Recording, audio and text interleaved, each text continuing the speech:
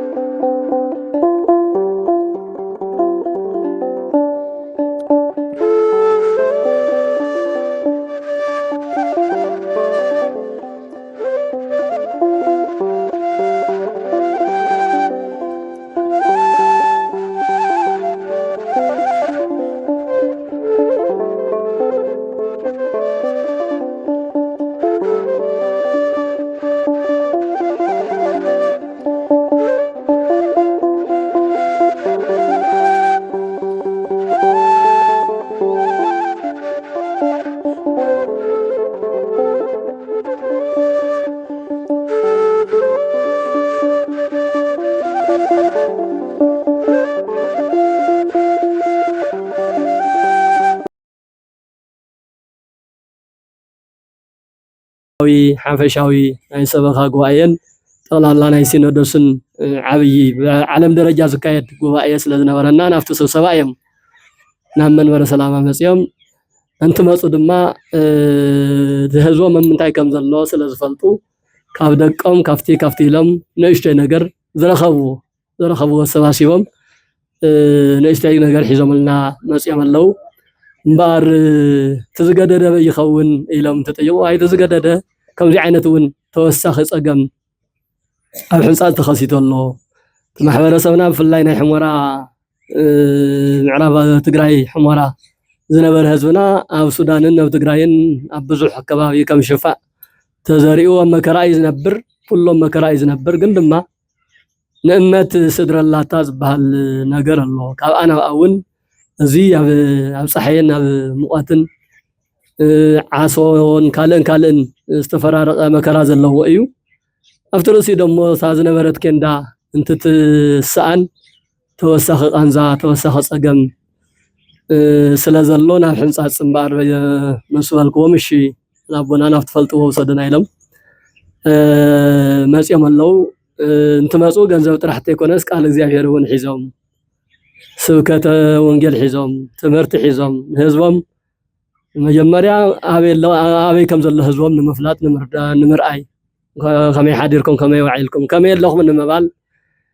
ቀፂሉ እውን ተስፋ ከይንቆርፅ ተስፋ እግዚአብሔር ዝሓዘ ሰብ ተስፋ ይቆርፅን ክርስቲያን ተስፋ ይቆርፅን ዝብል መፈክር ኣለና ብስሩ ብቤተ ክርስቲያን ደረጃ እና እዚ ኩሉ ካፍቲ ገንዘብ ንላዕሊ እቲ ቃላቶም እቲ ምኽራቶም እቲ ኣስተምህሮኦም ንኣና ዓብይ ተስፋ ንሰንቀሉ መንገዲ ስለዘሎ ንሱ እውን ጭምር በአካል ሽግር ህዝቦም በአካል እውን ንምርኣዮም መፅኦም ሞ እቲ 45 ጠቅላላ ማለት እዩ ግን ሕዚ ንኣቶም ተንዝብ መፃ ገንዘብ ንሳተን ንምክፍፋል ኢና መፂና ካበይ ከም ዝተረኸባ ግን ኣነ መጀመርያ ንእሽተይ ክገልፅ እሞ ከም ወለዲ ምስ ትምህርቶም ገይሮም ተንሒዞም እውን ዝመፁ እውን ካበይ ከም ዝመፃ በዓልቶም ክገልፅዎ እዮም ብድምር ናብ 700 30,000 ዝኣክል ናብዚ ሒዝና መፂና ኣለና ብፁዕ ኣቡነ ናትናኤል ናይ ምዕራብ ትግራይ ሰቲት ሑመራ ሃገረ ስብከት ሊቀ ጳጳስ ብፁዕ አቡነ ቄርሎስ ናይ ደቡባውን ምዕራባውን ሰሜን አሜሪካ ሊቀ ጳጳስ ክቡራን አዕይንተ እግዚአብሔር ካህናት ዝኸበርኩም ናይ እግዚአብሔር ቤተሰብ አቦታት አዴታት አሕዋት እግዚአብሔር ስም ድሓን ሓዲራትኩም ድሓን ደለኹም ከመይ ትኾነለኹም ናይ እግዚአብሔር ጸጋ በረከት ቸርነት ምሕረት ምስ ኩልና ይኹን። ኣብ ሰቆቃወ ኤርምያስ ተዘከረ እግዚኦ ምንተ ኮነ ለነ ነጽር እግዚኦ ሓሳረነ ኦ እግዚአብሔር ነቲ ዝወረደና ዘክር ቆላሕ በል እሞ ንውርደትና ጠምቶ ይብል ኣብ ምዕራፍ 5 ኣብ ቁፅሪ 1 ዘሎ ኣብ ሰቆቃወ ኤርምያስ እንረኽቦ እዩ። ሓቂ ህዝቢ ትግራይ ፃዕራም ንርእሱ ኮይኑ ንኻሊእ ዝኸውን ብታሪኹ ናይ ስራሕ ሰብ ናይ ታሪክ ሰብ ናይ ጀግንነት ህዝቢ ምዃኑ ኩልና ንፈልጦ በዓልትኹም ወለዲ እውን ምስክር ኢኹም።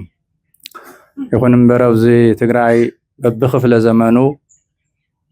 መከራን ስቃይን ኩሉ ግዜ በተለይ ናይ ባሕሪ መእተዊ ቁልፊ ምስ ዓለም መራኸቢ ስለ ዝኾነ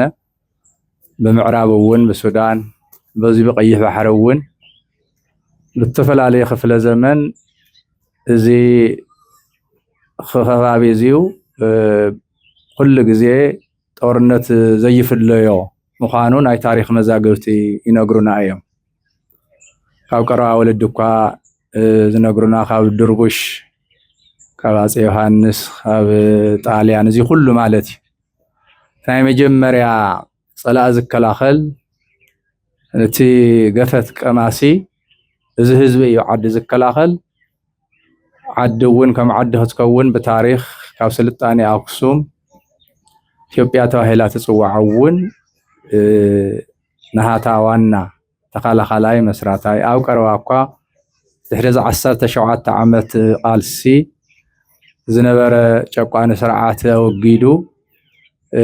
ን27 ዓመት ልምዓት ሰብ እውን በብኸባቢ ከም ልቡ ዝሕይ መፂናየ ኒሄና ፅርግያ እውን ዝገርም ቀደም በእግርኻ እምበር ከምኡ ዓይነት ኣይነበረና ናሃቱ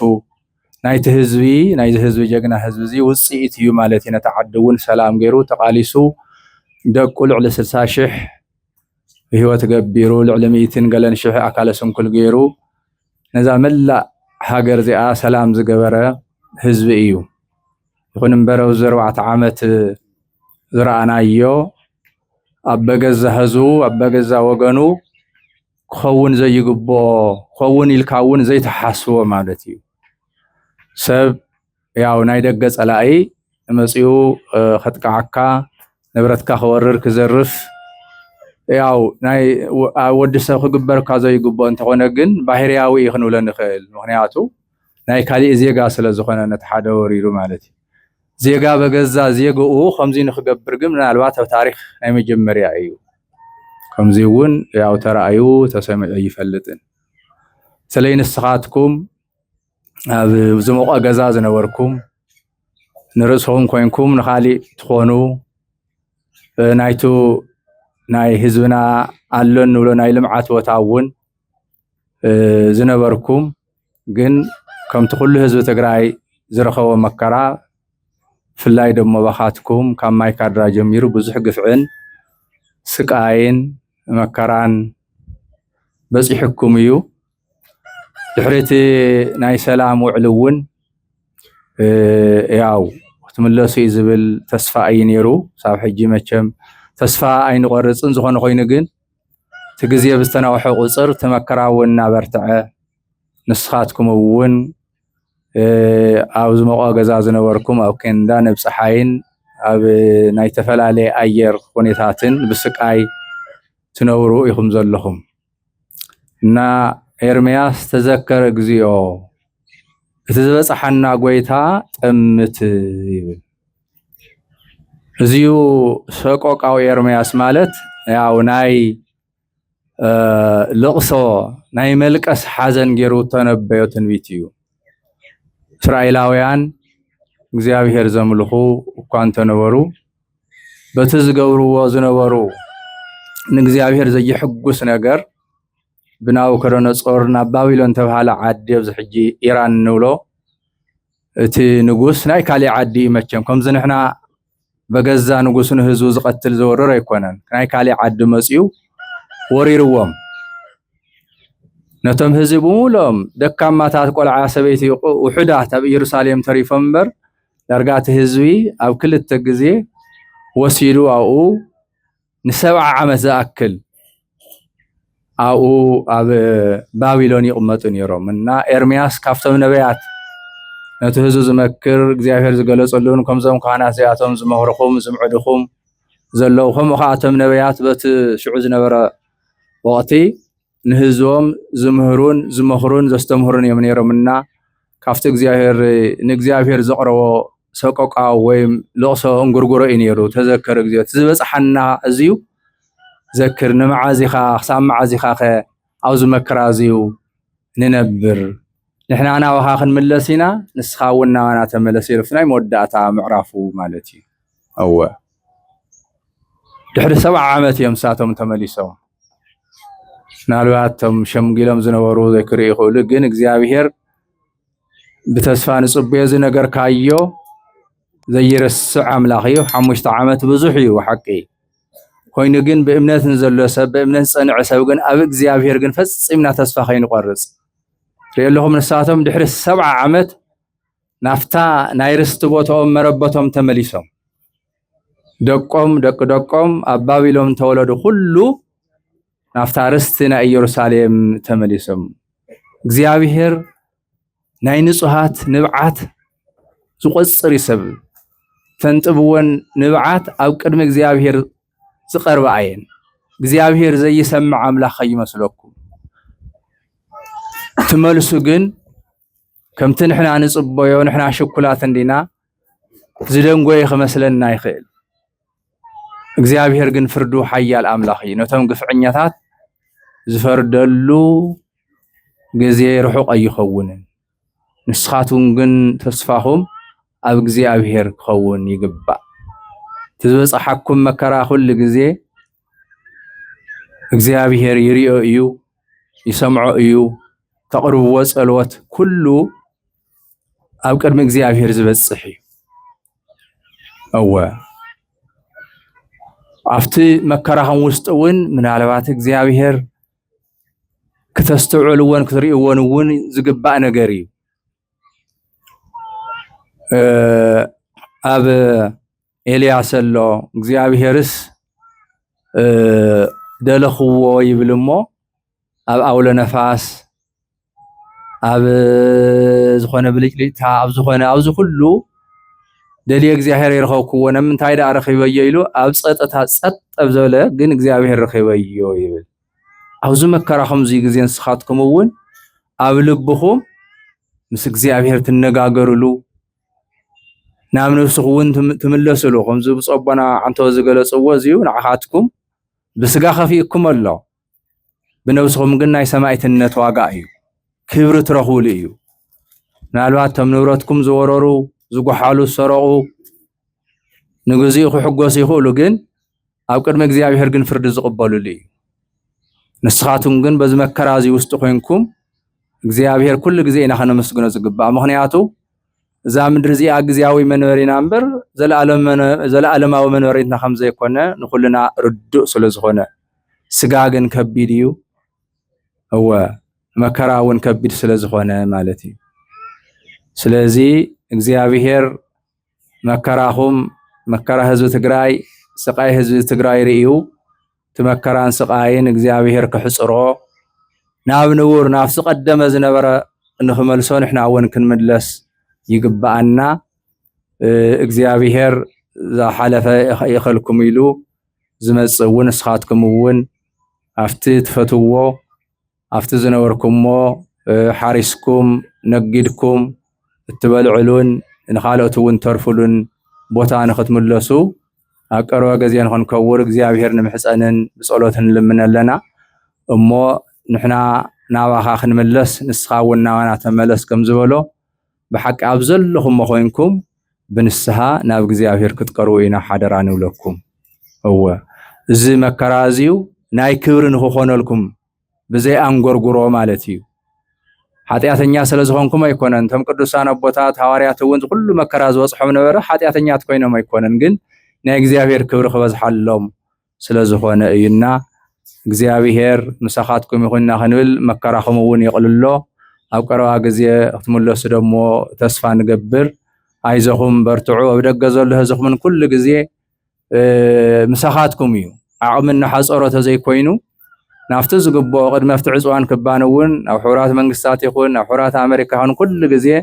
ብፀሓይን ብቁርን ብበረድን ኣብቶም ዝግቦም እናኸደ ሰላማዊ ሰልፊ ይኹን ብዝግቦ ድምፂ ዝኸውን ዝነበረ ህዝቢ እዩ ሕዚ እውን እንተኾነ ዓቕሚ ደሪትዎ ተዘይኮይኑ ኩሉ ግዜ ምሳኻትኩም እዩ ተስፋ ግን ከይትቆርፁ ሓደራኹም እግዚአብሔር ኩሉ ግዜ ብተስፋ ንበሩ እዩ ዝብለና ተስፋ ዓብይ ስንቂ እዩ ሓቂ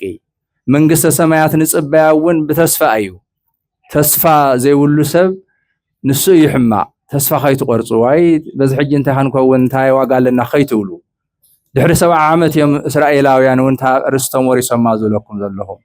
5 ዓመት ብዙሕ እዩ ግን ምስኡ ክነወዳድሮ ግን 70 ዓመት ብዙሕ እዩ ናይ ሓደ ዕድመ ማለት እዩ ስለዚ እታ ርስትኹም ታመረበትኩም ክትምለሱ ኢኹም ግን ተስፋ ከይትቆርፁ ተስፋ ገይርኩም እግዚአብሔር ክመልሰኩም እዩ እግዚአብሔር መስኩልና ይኹን እግዚአብሔር ይባርክኩም ናይ ክርስቶስ ቤተሰብ አቦታትን አዴታትን ኣሕዋትን ሓትን ኩልኩም ብልዑል እግዚአብሔር ስም ከመይ ሓዲራትኩም ከመይ ኣለኻትኩም እግዚአብሔር ኣምላኽና ብህይወት ጥዕና ሓልዩ ነዛ ዓለት እዚኣ ስለዝፅሕና ስለዝረኣየና ብሰላም ድማ ስለዝረኸበና ምስጋና ወዳሴ ኣምልኮ ንዑ ይኹን ንሱ ይሓድየልኩም እሞ ኩሉ ዘጨነቐኩም ኣብኡ ኣውድቕዎ ቀዳማይ ጴጥሮስ ምዕራፍ 5 ቁጥር 7 እዚ ቃል እዚ ቅዱስ ጴጥሮስ ክዛረብ ከሎ ኣብቲ እዋን ዝነበሩ ብዝተፈላለየ መከራ ዝፍተኑ ዝነበሩ ናይ ክርስቶስ ቤተሰብ ዝኾኑ ክርስቲያን ዝኾኑ ንክርስቶስ ኣሚኖም ናይ ክርስቶስ ቤተሰብ ተባሂሎም ብክርስቶስ ስም ተጠሚቆም ንዝነበሩ ክርስቲያን ዘጽናዕነ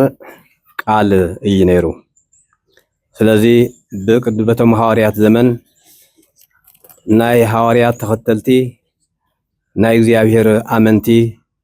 ናይ ክርስቶስ ኣምላኽነት ተቀበሉ ህዝቢ መከራ የጋጥሞም ስለዝነበረ ስደት የጋጥሞም ስለዝነበረ መረበቶም ገዲፎም ናብ ካልእ ብሃይማኖት ምክንያት ይስደዱ ስለዝነበረ ንዓኣቶም ከጽናዕንዑ ክብል ቅዱስ ጴጥሮስ ታይልዎም ንዓኣቶም ጥራሕ ዘይኮነ ክሳብ ሎሚ ዝነበሩ በዚ መንገዲ እዚ ዝፍተኑ ዝነበሩ ክሳብ መወዳእታ ክርስቶስ ኣምላኽና ተመሊሱ ዳግም ክሳብ ዝመጽእ ንዘጋጥም ፈተና መከራ ስቃይ ዘገልግል ኣምላካዊ ቃል እዩ ነይሩ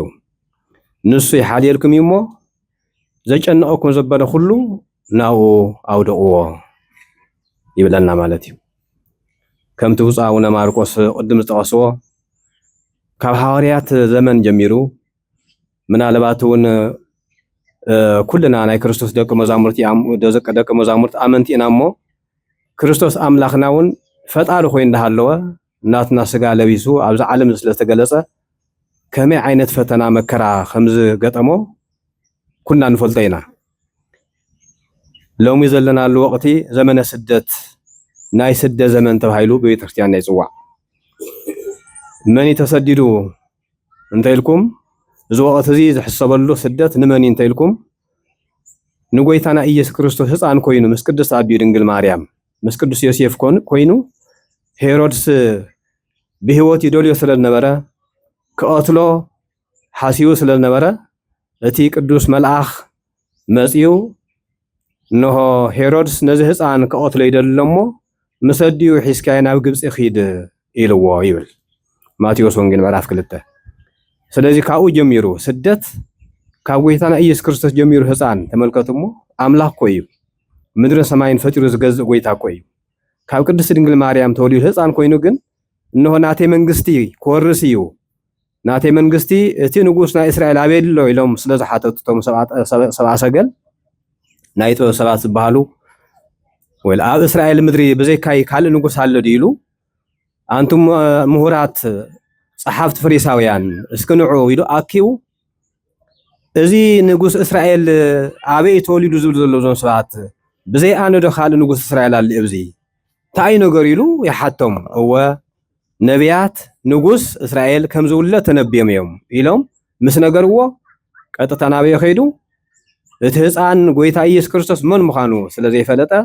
ምናልባት ኣብ ማእኸሎም ክርከብ ይኸውን ኢሉ ስለዝሓሰበ ኣብ ምድሪ ይሁዳ ዝነበሩ ህፃናት ልዕሊ 14,000 ቀተሎም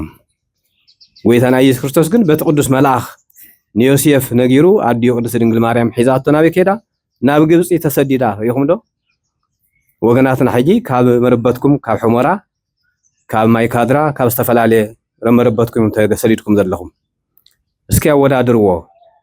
ንሕና ንስኻትኩም ትበልፁ ጎይታና ኢየሱስ ክርስቶስ ኣዴና ቅድስት ድንግል ማርያም ትበልፅ ንስኻትኩም መዝንዎ ስለዚ በኣኻትኩም ዝተጀመረ ይኮነን እዚ መከራዚ እዚ ኣፀባዚ ስደት እዚ በኣኻትኩም ኣይተጀመረን ከም ትብፅኦ በና ዝበልዎ ቅድሙን እስራኤላውያን ከም ሃገር ከም ህዝቢ እዮም ነቲ ዓዶም ኣቃፂሎም ነቲ መረበቶም ከም ዝነበረ ገይሮም ነቶም ዝቀተሉ ቀቲሎም ከምቲ ንዓኻትኩም ዝቀተሉ ቀቲሎም ካብ ብሱል ጥረ ወፂኹም ከም ዘምለጥኩም ስኻትኩም ማለት እዩ ክንደይ ህዝቢ ዲ ሃሊቁ ወገናትኩም ኣውቶ ዝግረፍኩም እንደ ህዝቢ ዲ ክንደይ ህዝቢ ዲ ብሰማይትነት ዝሓለፈ ስለዚ ወጨከንቲ አረማውያን ክሳብ ዘለዎ ዓለም ማለት እዩ ናይ ነፍሲ ናይ ሰብ ነፍሲ ዘይግድሶም ኣህዛብ ክሳብ ዘለዎ ዓለም ስደት መከራን ሰቃይን ክነብር እዩ ነገር ግና እቶም እስራኤላውያን ከም ተቦና ዝነገሩና አንቶይ በኣህዛብ ብኻልእ ዓዲ እዮም ብጎረቤት ዓዲ ብባቢሎን ዝበሃል ዓዲ መፅኦም እዮም ከም ህዝቢ እቲ ዝቀተል ቀቲሎም እቲ ዝማርኽ ሒዞሞ ከም ዘለዎ ኸይዶም ማለት እዩ ኣብኡ ኮይኖም ግን ከምቲ ብዚ ኮይንኩም ትፅልዮም ሰቦታት ኮይንኩም ትፅልይዎ ዘለኹም ናብ ቦታና በምለሰና ናብ መረበትና በምለሰና ኢልኩም ትፅልይዎ ዘለኹም ጸሎት እቶም ናይ እስራኤላውያን ነቢያት ኣብኡ ኮይኖም ካብ ምፅልይ ሓሊፎም ንህዝቦም እንዳጽናዕንዑ ከምዞም ካህናት ኣቦታትና ቦነ ዝገርም ኮይኑ እግዚአብሔር ጥበቡ ሰፊሕ እዩ ምእመናን ክስደዱ ከለዉ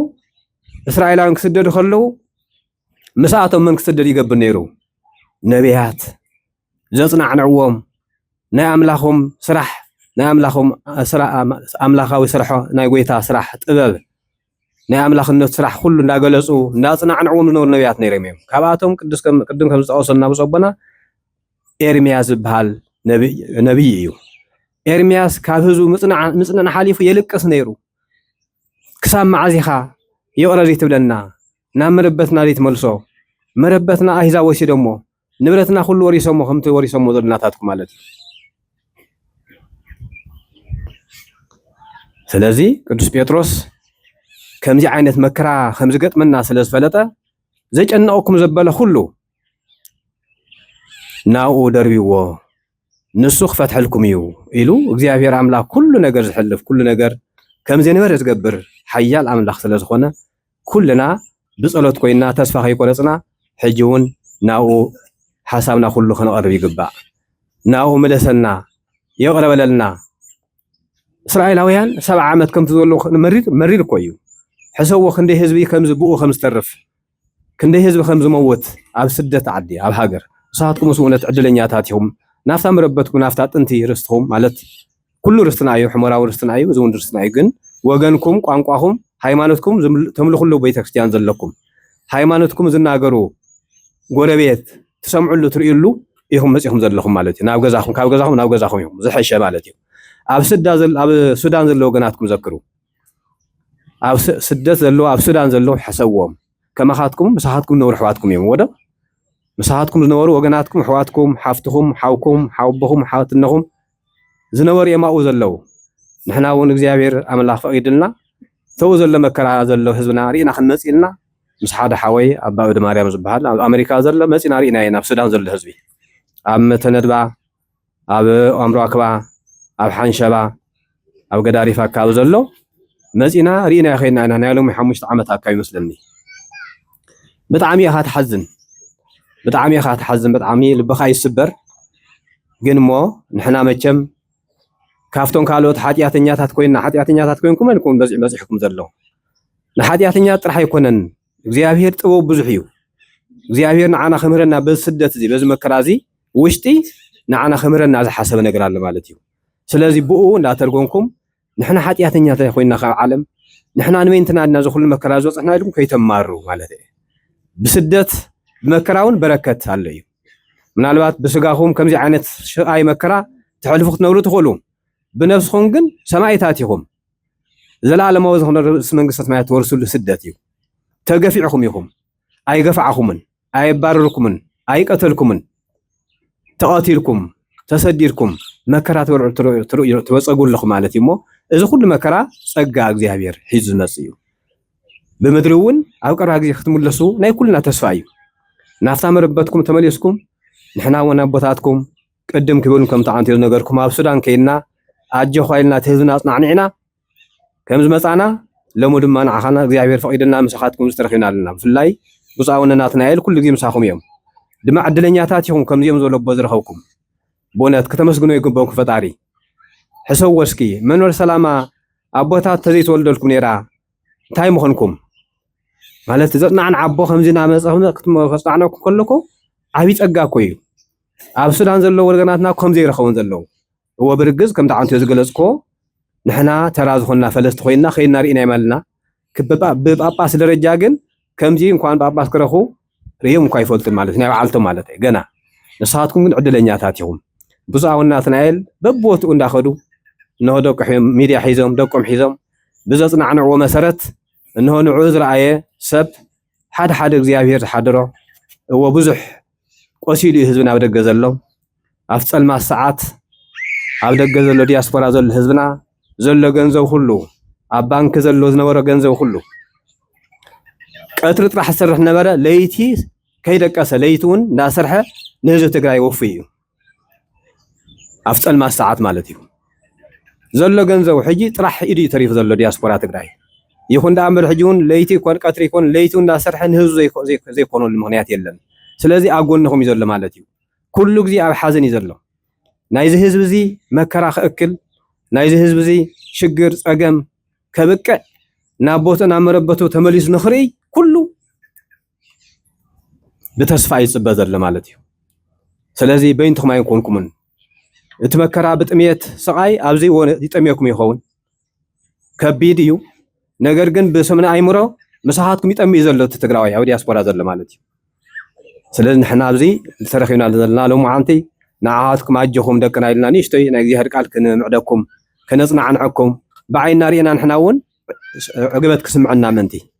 دسك لنا هزنا مكراز الهزنا رينا هنكيت كلنا ولا قوة حلوجن لبنات السبر بتحلوجن ريناكم مخيارنا من ملاسنا نعناون عايز أرجع عيو ركاتي إذا خوين جن أنا بوز أبنا طايسم اللو كابدكم تأخيهم نيشتي حزم مسيم اللو أنا دما دكاي دكتور يوناس كومو دما بعلتي بيتو ويزر ازيب ابدي اب بورتلاند اوريغن زبحال زنورو دكايم خمس وقت انقساهم استشجر سب استصقمه كل يصقمتنيا كل شجرنيا يتغراوي جن زبا سنت حاليو نيشتين بركت تكون نايلم 170 شح هيومني مسوس ابنا خوينا مساونا نايل ابزي امسحات متراهي كان نوف يالنا مالتي مو اجيكم برتعو كم ديركم أي تنورون كل نجار نباري كونن دكنا منان أبوتاتنا ليكاونت نباري حاجوسن كل جزء نباري كونن بحزن يتكايو حزنون كل جزء نباري كونن بحاجوس يتكايو ناتنا هوت ناتفرارق النور اللي هو تيوز عالم زي ترى الله نايم كر عالمي نايسق أي نايم كراي استوصلنا جزء تحجوس صني خنا حزن استوصلنا جزء تسحق صني خنا ولقصو زنبر اللي هو تنال نبرز على العالم كابز بالعالجن تسفانا زلملم بتسفخ النبر زخل كنتات كنت عايز لنا كريستيان بمخنا ناي كريستوس دق مزامرت كريستنانا اصنعنا نبر سبات بمخنا جن ازي كحغسنا يقبا مخنياتو زناي مكرا ناي سعين عالم قديفنا كنكينا صباح زي ترف نزل عالم زنبر بز معلت زحلف بز معلت ترف زي بحال هيوت الله سمعي እግዚአብሔር አምላኽ ንደቀ መዛሙርቱ ንተኸተልቱ ምእመናን ዘውርሶ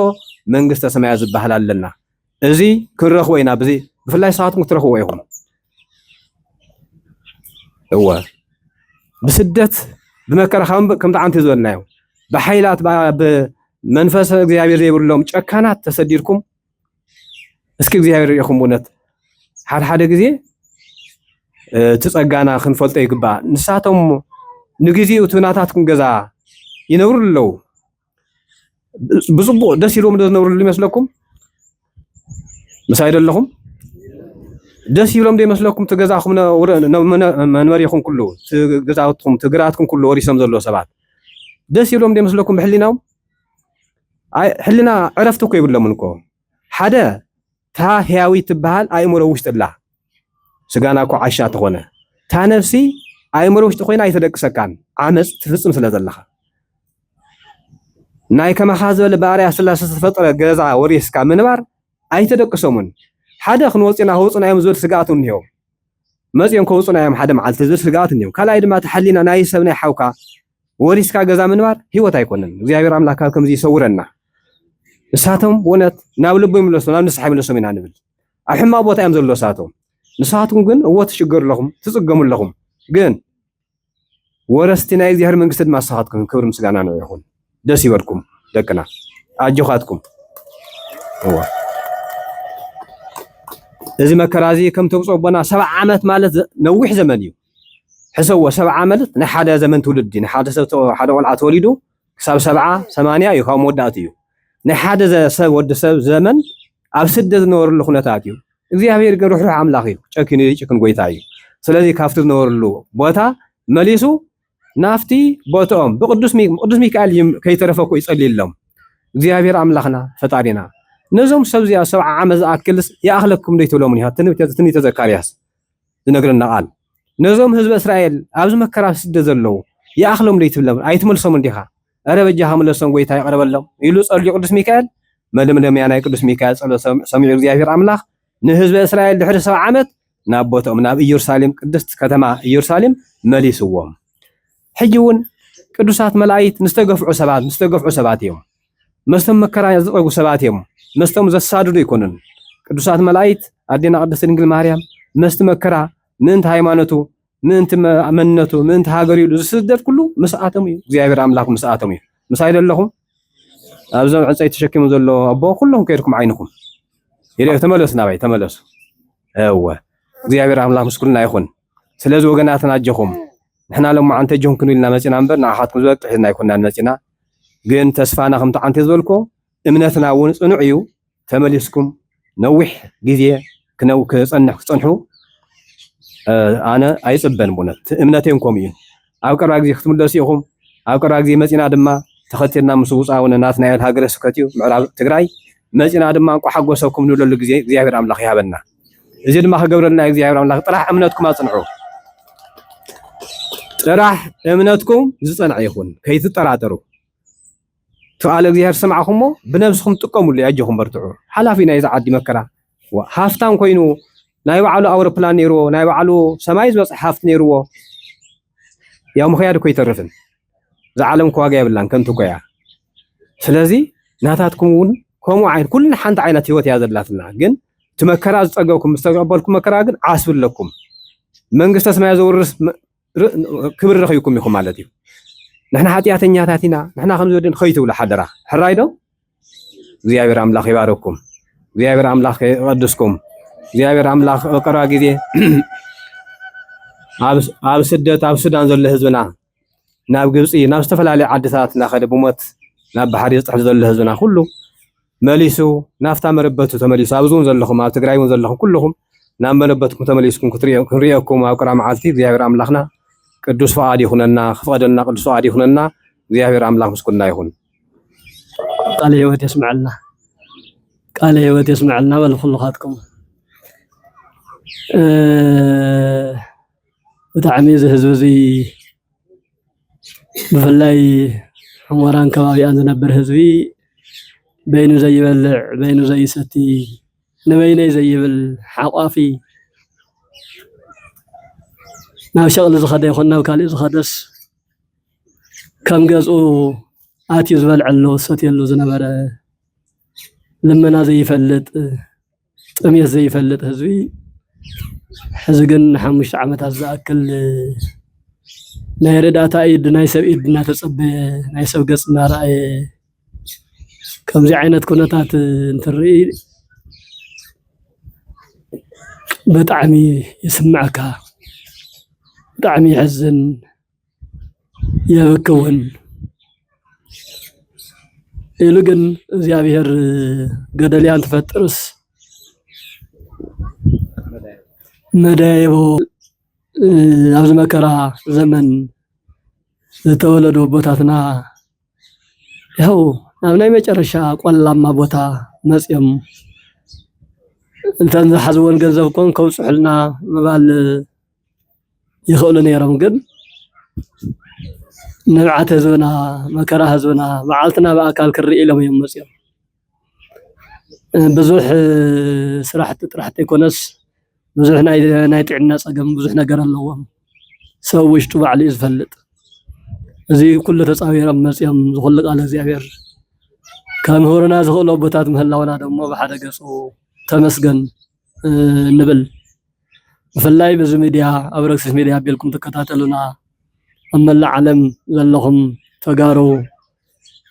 ኤርትራውያን እውን ሓዊሱ ኢሉ እውን ሰብኣውነት ዝስምዐኩም ኣካላት እዚ ሂቡ ዘይደክም ሂቡ ዘይስልቹ ዝነበረ ህዝቢ ኣብ ኢድ ህዝቢ ኣብ ኢድ ሰብ ወዲቑ ለይቲ ምስ ቀትሪ ኣብ ፀገምን ኣብ መከራን ዘሎ ህዝቢ ኢና እናረኣና እናሰማዕና እናበኸና ንነብር ዘለና ብሓቂ ስለዚ ወገናትና በጃኻትኩም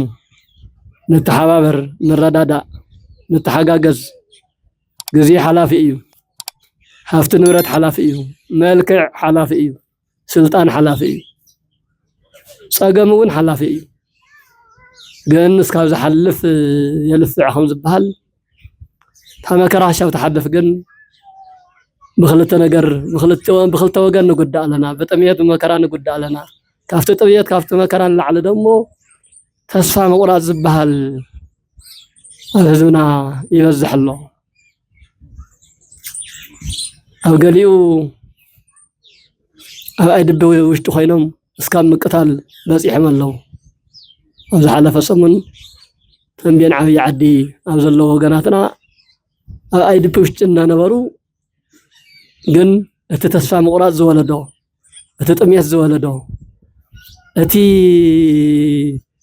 سنة لبنا دخمة سنة لبنا زولدو سنساتهم سكاو زكاتل بس يحمل له زي صاقبوا ما يكون انتقاتله سخيرا ما يكون انتقاتله بتعمي تجزيات سلسلة زخبادمي أو كليو قالي دم بزاوني ولا الله أما قال كوابي نخلت ثلاثة جزيات بتدقاقامي بزي استوى صانات اللون فلاين يتحمتي ولاد أفتح IDP أو كان داوش تتصاني سو كان داوش استولد أيو أو كل تعامته قد زو واحد ولادي تنتهي سمعه أبو تنتهي سمعه حرق زي طرح يكون دقيمون ياو حز بلا بلا لما تريفهم ولا مبر أو سمون لهم كالي تولعتنا خيسان حزي زي قال زي يخافون الله قال أراويت يخافون الله مرحت تقرأي مرحت بوليتيكا تسمع معهم تسانيهم ترداديهم هزوهم زمن لسلو من قد بزي مفتارهم أتم جكاناتن أرماويانن فريحة እግዚአብሔር ዘይብሎም ኣብ ገዛማቶም ተቐሚጦም ገዛ ዝነበሩ ህዝብ ግን ኣብ ኬንዳ ውሽጢ ብዙ ይብልዕ ኣሎ ይጨኻኸን ኣሎ ተስፋ ይቆርጽ ኣሎ ስለዚህ እዚ ተሰምዑ ወገናትና በጃኻትኩም ንረዳዳ ኣብ ውጭ ዘለኹም ጥራሕቲ ኣይኮነስ ኣብ ውሽጢ ዓዲ ዘለኹም እውን ኣብ ትግራይ ዘሎ ሃፍቲ ንእሱ ኣይኮነን ናብ ኣሜሪካ ናብ ካልእ እነማዕዱ ዘለና ኣብ ውሽጢ ዘሎ ሰብ ብጣዕሚ ክረዳዳእ ስለ ዘይከኣለ ክሓስብ ስለ ዘይከኣለ ሕልፍ ሓሊፉ ኣብዛ ፀበባ እዚኣ ክነግስ ክህፍትም ልዕሊ መጠን ካልእ ክኸውን ዝሓስብ እውን ትውልዲ ስለ ዝተፈጠረ ጨካን ትውልዲ እውን ንሰንሳቱ ዝባልዕ ዝቀታተል ትውልዲ እውን እናተፈጠረ ተስፋ እናተቆረፀ ስለ ዘሎ እዚ ነገር ንኣና ንተጋሩ ንኣና ንክርስቲያን ዝምጥን ኣይኮነን መሕፈሪ እዩ ስለዚ ኩላትና በብ ዘለናዮ ክንሓስብ ክንረዳዳእ ይግበአና ኣይንጨኻኸን ገንዘብ እንተኾነ ብመጥፊኡን ብዘይመጥፊኡን ጠፋኢ እዩ ይኸው እዚ ኢድ ሰብ ዝርኢ ዘሎ ህዝቢ ክንደይ መኻይንን ክንደይ ፎቃትን ዝውንን ዝነበረ እዩ ገንዘብ በባህሪኡ ሓላፊ ስለ ዝኾነ ግን ሕዚ የለን እዚ ምዃኑ ፈሊጥኩም ሰብ ሃፍቲ ሰብ ንብረት ኣብዛ ፀባብ ሰዓት እዚኣ ህዝብኩም ኣድሕኑ ትንፋስ ሕድሩ ሕዚ ምሕደርን ትንፋስ ኢና ንልምን ኣለና ምሕደርን ትንፋስ 3-4 መዓልቲ ዝሪኦም ስኢኖም ኣብ ኬንዳ ናብ ካልእን ተዓፊኖም ዝሞቱ ቁጥሪ ስፍሪ የብሎም ኣብዛ ቦታ እዚኣ እኳ እዛ ጓል እዚኣ ኩሉ ግዜ ትመፅእ ተተሓባብሮም ምውፃእ ዘይኽእሉ እኒው ርዳእታ ገለን ተረኺቡ እኳስ መፂኦም ክቕበሉ ዘይኽእሉ ገሊኦም ኣእምሮኦም ሙሉእ ዝሰኣኑ ገሊኦም ሙሉእ ኣካሎም ዝሰኣኑ ተንበርኪኾም ዝኸዱ ብዝሓለፈ ዜርና ዝረኣናዮም እና እዚ እናረኣኻ በይንኻ ክትበልዕ እዚ እናረኣኻ በይንኻ ክትለብስ በይንኻ ከተጊፅ ተሓስብ ሰብ እንተልይኻ ልቢ ይጎድለካ ኣሎ ኣስተውዕል ዝብል መልእኽቲ ኢና ንህብ እንተታ ናይ ሎማዓንቲ ግን ብጣዕሚ ኣቦታትና ካብ መጠን ላዕሊ ነኽብር ነመስግን እውን ዝኩሉ ፀሓይን ሃሩርን ምኻፍቲ ምችውን ፅቡቕን ዓዲ መፂኹም ናብዚ ኣብ መከራ ዘሎ ህዝብኹም መፂኹም ዝሃብኩምና መፅናዕንዒ ቃል እግዚኣብሔር ትምህርቲ ኣዝና ነመስግን እግዚኣብሔር ዕድመን ጥዕናን ክብርን ሞገስን ይዓድለልና እተን ዓንተዎ ዝበልናዮን ናይ ብፁዕ ኣቦና ኣቡነ ማርቆስ ባዕሎም ክገልፅዎ ኢለ ዝነበርኩ ያው 400,000 እዮም ሒዞምና መፅኦም ኣብ ኣሜሪካ ውሽጢ ሚኒሶታ ዘለው ምእመናን ደብረ ገነት ቅድስት ማርያም ቤተክርስትያን ንሶም ዝነብሩሉ ቤተክርስትያን ካብ ነብሲ ደቆምን ካብ ዝኣምንዎም ደቆምን ኣሰባሲቦም እዮም ኣቦና እንትትከይድ ተዓዲ ናብ ፀገም እዩ ዘሎ ስለዚ ቆላ ሓይሉ ኢድካ ዝጥምት ብዙሕ ሰብ እዩ እሞ እዚአን ኢሎም ዘዘዓቕሞም $10 ይኹን $100 ተኣኻኺቦም ሒዞምዎን ዝመፁ እዮም ናባና ሒዞምልና መፅኦም እሞ ኣብቲ ቦታ ኮይንኩም ዘዘዓቕሞም ዘለኣኩም እውን ክብረ ኣለና እግዚኣብሔር ይሃብኩም እግዚኣብሔር ይኽብርኩም ደቅና ብብፁዕ ኣቦና እውን ባዕሎም ገሊፆም ኣለዉ 170,000 ካብ ክልተ ደቆም ሒዞም መፅኦም ኣለዉ ናባይ ዝተሰደደ ገንዘብ እውን ከምቲ ዓንተ ዘልኩኹም ብፍላይ ሓንቲ ኣብ ኣሜሪካ ትነብር ስም ክርስትና ንባዕለይ ነጊራትና ኣላ ስም ዓለማ ግን ክትናገር እኳ ሰይደለየት ደሓን ብውሽጢ ይፀለየለይ እንዳውም ሕማም ካንሰር ተታሒዛ ካብ ስራሕ ወፃኢ ኮይና ናይ ጥሮታ ዲ ናይ መንበሪ ዝወሃብ ብትዓዲ ወስታየሎ በኣቶ ሃበተን እያ ኣጠራቒማ ናብ 201,000 ናይ ዓመት ኣጠራቒማ ማለት እዩ ከምኡውን በርጌንያ ዝበልክኹም ወይዘሮ ኣኽበረት ዝተባሃለት 2-3 መሓዙታ ኣተሓባቢራ 71,000 እዚ ተደማሚሩ እዩ ናብ 1,000,000 ነጥወገለ መፅዩ ሕዚ ግን ካብኣተን ተቐኒሰን 730,000 ኣብዚኣ ንኣኻትኩም ኣከፋፊልና ክንከይድና 300 ከባቢ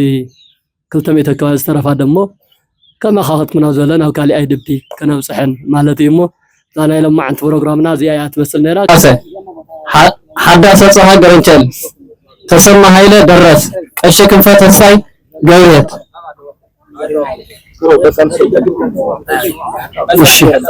እሺ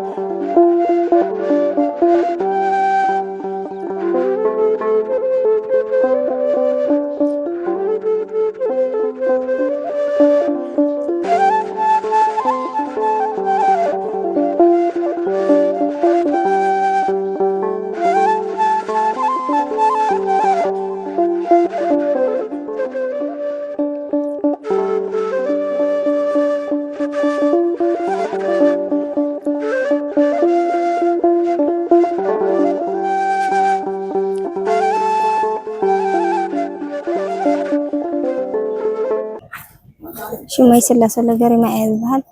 توهينا يزن هنا حجز بوئيو نمسجناينا مسجننا وسني ولن حجزنا بوئيو نارنا نجلس مالتي أنا كم زيجرم لويلم مسيئم عززلنا يبغى أجمع ريئم مسيئم نمفتحهم تعمي إنها تحجزنا بوئيو مسجنتي مسيئم مسجنا هو متمرتين وعلوبن مسيئم بارخوتنا مهاومبن صبوقنا مسجناينا ومسيئو بارخو تزلوا هيو أستميرو زكا صبوق وسنة ولن تحجزنا هنا صبوق حجزي يعني እሺ ያው ሱማይ ቀሻ ብርሃ መብራህቲ ይጽባል استوارد أنا أقول كله خاب ورد قفت حمرة أبي أدبا تفانا قيلة ያው نحنا زم أبطاتنا لك أنا بابسات حزب طرح زي كونس نشوعي أقرم يوم زماتنا زلوا كل التجزية براتي لهم مسيو من أيام حمشت أقر دما خمسة حزي نستوعب مدكنا لهم حواري وتلقوا من الفصام كابست أخا كابدكم بعلم نهزونا لهم حواري وتلقوا من الفصام زور واستوطن ያው أبو استوطننا جورنا تاني حمزة ولدنا نرجفنا تاني حميم بحكي خمس جنز جبوا يمين راح بمسجنا ودانا جرجنا يكونن بزح تصفى زلنا ونكافت من جستازي هون تصفى زلنا الناس زم ولدنا اللي كانوا بباسات صعون تفت يرمنا عدنا خمر سنايم اسكع حزين حمشتن شدش أجري دقيمهم بنهاتهم ولا قا عجيبنا استوستان عجيب تتوهله بعوي جنت زهاونا براكة زهاونا على جدي في خفت جنزب العدي سمعنا عقبتون تسمعنا بحكي قرون كافت زنير متاتون زحش لو تتات راينا أنا أقولهم خبز رقصنا ياو قدم حجي لا 300 حصلان تخون سب بوما تفلينا زخا خمن عطم مالتيو جنت ولدنا مات يوم براكي خبز جور مسكال خبز سالمنا طلع أقولهم نجيب منا خبز خارجن قرو لو تترخيو أما عاد 3 جزيرة واحد جزيرة قتلوا زنيرنا الموتور زنيرنا حز زحش بايتا خوينو قرو تي تسفى زرخونا له قدايو ياو زي فلي زبلنا جربون طرح تجنزا يكونا نهاتهم أبسالست تملميلا أبكالا ما عطت مطول بايتا آيات فتر خالت 3 ور 4 ور حزقبرو زردو هنعجزوك من هذو الناسات اسكع خلت ور 3 ور زي مثلنا نجر الله تعجبتنا هاتهم جن خرتتتون يقولون نهاتهم من علي تحت لهم زغل عاقوا قل توقيعهم خرتتت لهم من هذونا خرينا لهم إذا هاونا جنزب زي كوناش تزهاونا قال جاهر تزافسسوا قال جاهر تزهاونا براكه تعمي خبري زلنا جن تعوي الأختنا جن إحنا نمبربنا خدمة الله صعنتك فترة رينا أنا بمدياتنا نكاتاتنا بقلتي اللي كانوا ببسات أمدياتنا وصو زحدر وصعنتوا بزح سكع زخنا نحنا بعالمون أويات جرام أو إثيوبيا درلو في الله ونا بتجري زلو ونحنا ون قدرنا نجر سكع زي كنا نحنا نمبربنا خدمة الله صلوا قصعرنا صعنتك فترنا أنا نلاوو زجورنا صوات جن بتعمي كبرد لنا تعمي مسجننا وسني يقولون نحنا بزح بنهاتنا عندي بتقوليش خود دايلكا زجمات نجار يكونن ولدنا صريح ما زلوا صراحة جد كبريها بالله نخدم دلي صجماتنا شجراتنا اللويلم ناوزي بزمات يوم أنا خدت حوارو بتعمينا وسني يقولون حوسنا بتعمينا مسجن مسجننا هنا متم زرزرة كافت شجر صبايا يوصلنا أملا تم ولدنا ون بتعمي أنا صجمات وجناتنا على ويلم ندق من هزوا من التحوابيرم أنا زت حوارنا بتعمي حجوسنا وسن يقولون محجبتي زهاونا بتعمي تحجسنا هنا جن كمان أزول صجمات ون على ويم بتي أنصار وحد كتاب مخانبر تزهونا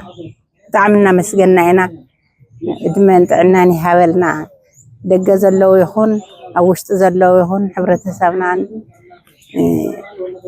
حق السنان يحق زلنا أملا إدمان تعناني حاولنا نمسجنا هنا خوري حاولنا يزول أنا شو ما يكاسا خدنا مرام غير مسكال بحال جمعت أهو أو يعدواي أفتح مرة حجر ما كاوزم لقاونتي زقبل زلخ جنزب كافتو جنزو تمعارجو تو مهرؤ كل نجار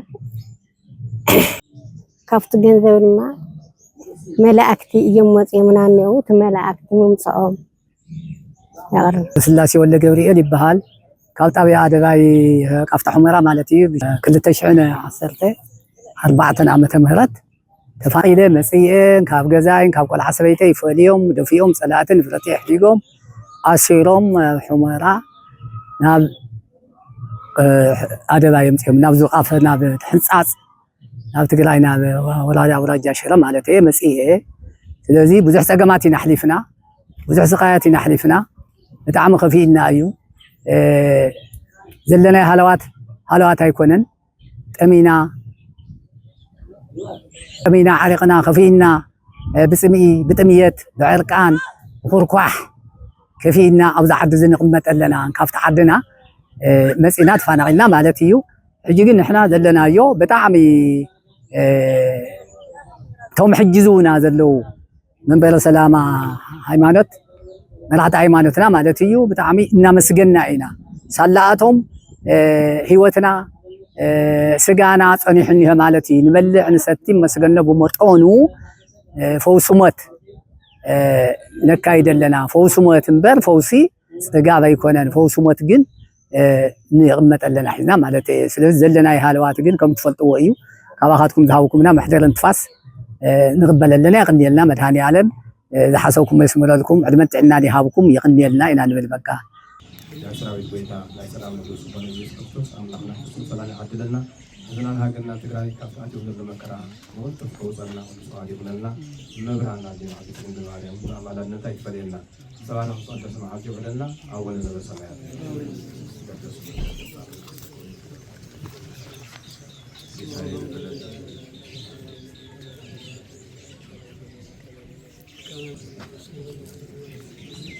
Thank you.